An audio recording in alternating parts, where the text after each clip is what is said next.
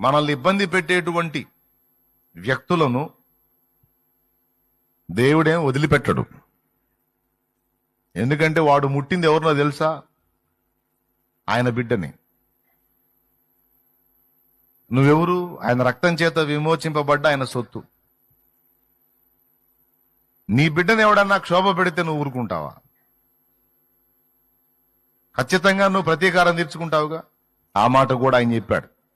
పగ తీర్చుట నా పని, నేనే ప్రతిఫలం ఇత్తును. పగ తీర్చుట నా పని, నేనే ప్రతిఫలం ఇత్తును. ఎరా, నిన్ను బాధ పెడుతుంటే వాడి సావేదో వాడే చేస్తాడని చూస్తా ఊరుకునేవాడిని అనుకున్నావు ఇందిరా నైనా? నిన్ను ప్రేమించి నీకై ప్రాణం పెట్టిన వాడిని నేను. నా ప్రాణం కంటే ఎక్కువగా నిన్ను ప్రేమించేవాడిని. నేనెందుకు వదిలిపెడతాను? పగ తీర్చుట నా పని.